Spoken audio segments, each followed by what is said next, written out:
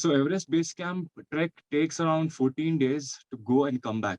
So it is a process of acclimatization. First, you go to this, you come to Kathmandu in Nepal, and then you take a mountain flight to Lukla. Lukla, that's considered as the one of the most dangerous airports in the world because of the runway and the sheer geographical area that is located in.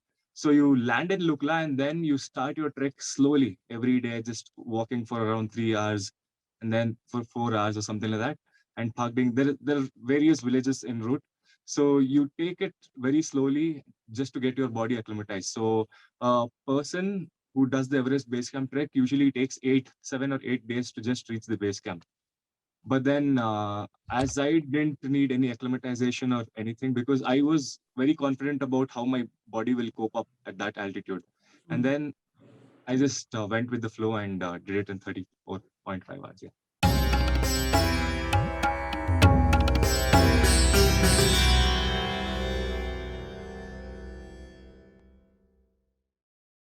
Ladies and gentlemen, a very good evening. Welcome back to Citti Media. I'm your host, Sharan Setty. Diverting from all the foreign affairs, national security, and the political matters that we have on our daily show, we are very proud to present a very positive story that has emerged out of the ongoing chaos in the world. An Indian student, barely in his early 20s, has managed to reach the Everest base camp in under 36 hours. So he has become the fastest Indian to trek the Everest base camp in a record time, and this has not been done before.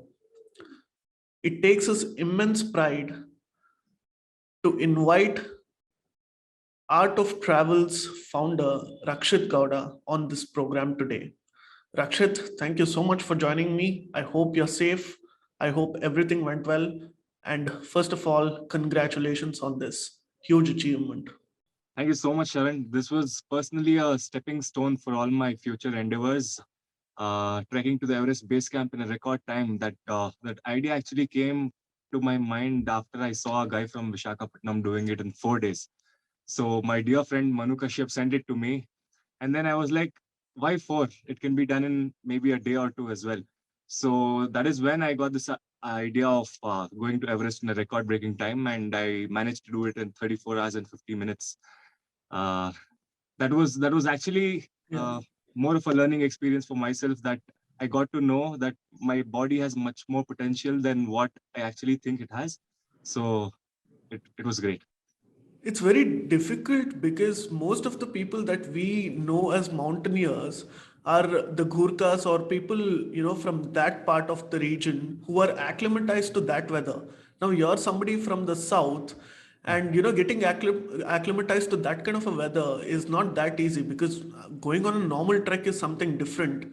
So, how long have you been doing this for our audience who may not know that? Do tell us So more about art of living as well, art of travel as travel. well. Yeah. Yeah. So yeah, basically I got this thing called art of travel because of that term called art of living. So what I feel is people these days are fed up of the monotonous life, and they see life as travel. Like to travel is to live is something what many people feel. Like be it uh, top entrepreneurs or people who are successful, basically after all their success, what they seek in the end is like they want to travel, they want to learn something new. So so i i got this idea of making a travel company called Art of Travel, and then it's been 1 year since we started operating. It's going well. We're organizing trips to Himachal Pradesh, Ladakh, and many other places, treks and tours. So yeah, apart from that, I started my mountaineering career in 2013. That was my first trek to Uttarakhand.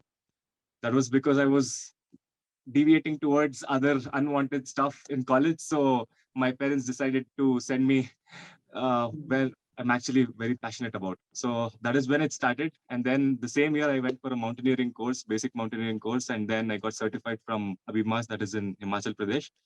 And Yeah. then it's no turning back. Every year, I've been spending more than 2 months in the mountains. So what I felt was this trek, yeah, if it was any other South Indian boy going directly to Everest Base Camp, he would have come back in a helicopter. Like he would have been rescued.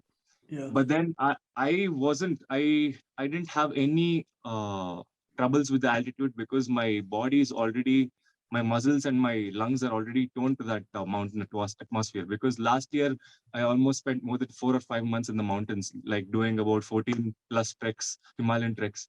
So I think that muscle memory and that the oxygen saturation capacity of my lungs, it's gotten a lot better than what it is of an average South Indian or any Indian. Yeah. Right. No, the resilience is definitely admirable. Do you think because of the pandemic, now that the pandemic is slowly going down as well, a lot of people want to travel? Do you see that happening with your own company for that matter?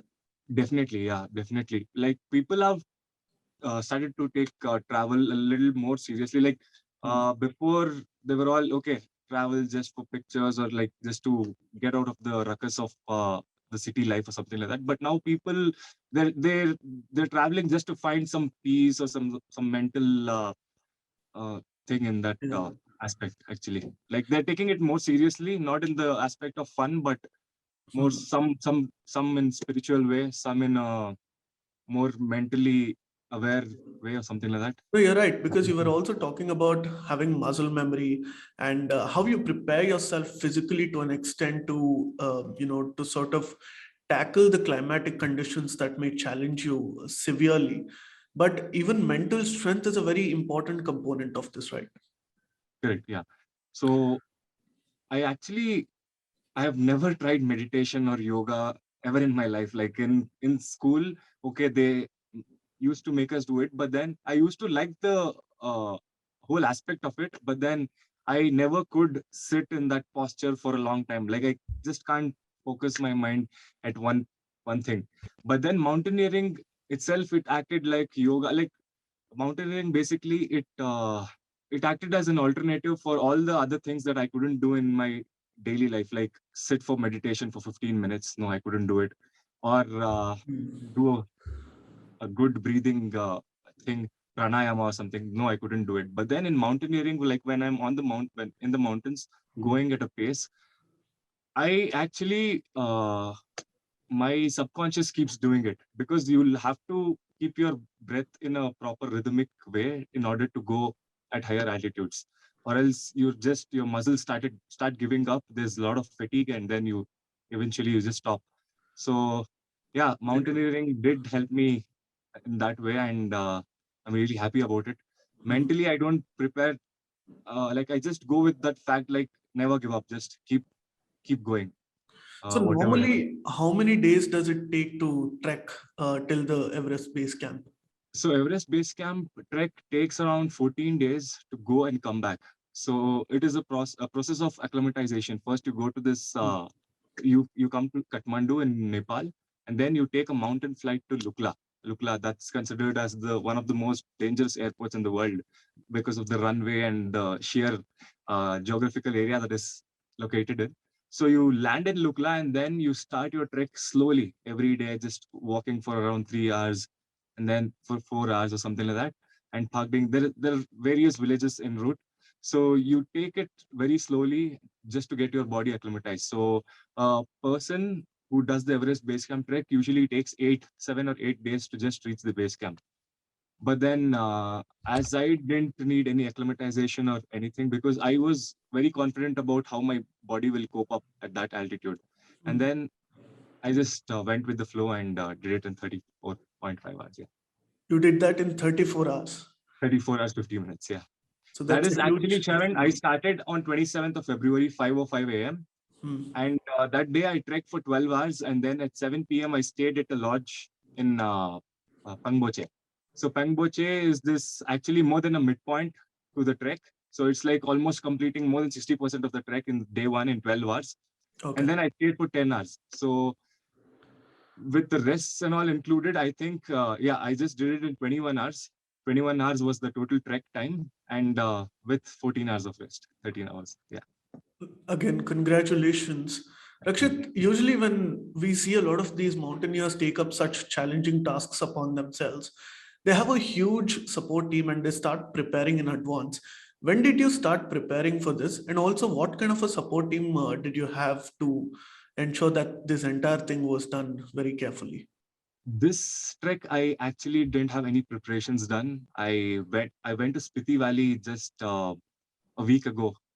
This expedition started of mine. So I organized trips to Spiti as well, just to get people down south, basically from Bangalore or Karnataka, to have that real Himalayan feel, to go there in winters and see how it is, like how humble the people over there, the Spiti.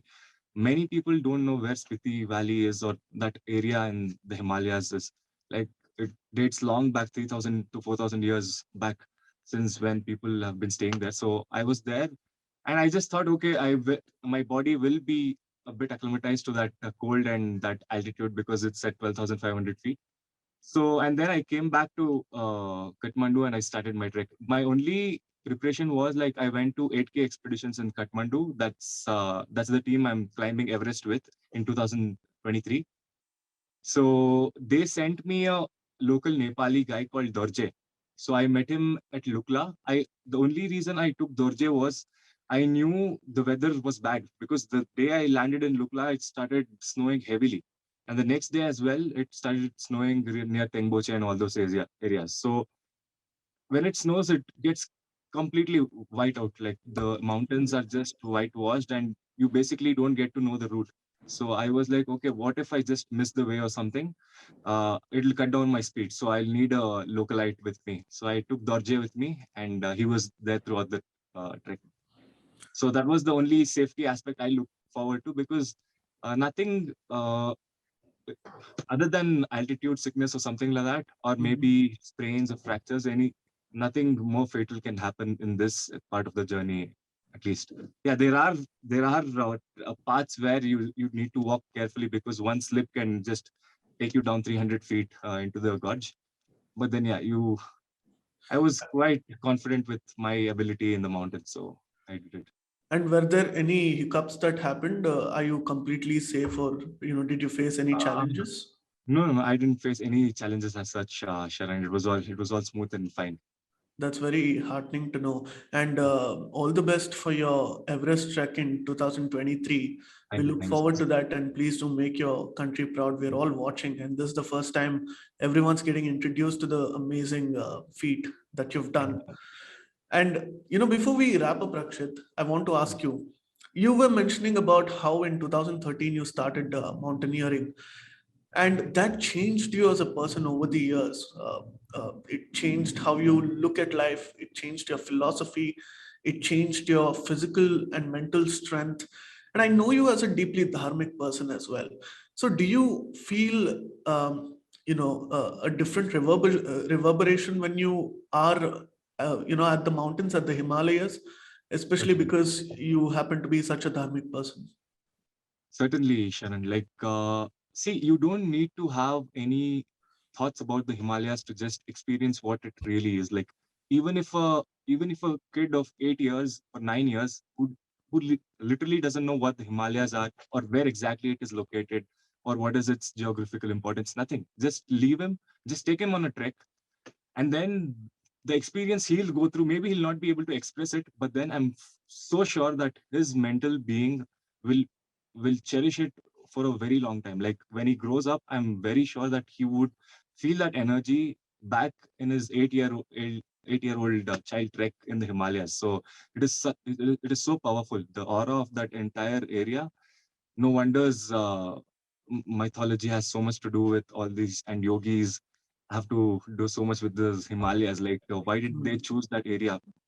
Just because it does have some certain vibrations, and that you feel that energy over there. Like, for me especially, it was my university. Like, I dropped out of med school, but then Himalayas actually is my university, which is still helping me develop myself and evolve into a better human being, is what I believe. Rakshit, thank you so much for joining me for this conversation. Congratulations. Please take the day off to enjoy and rein in whatever you have achieved. And Thank I hope you summit many more peaks to come. And very good luck for your Everest trek in 2023. thank you so much, Sharan.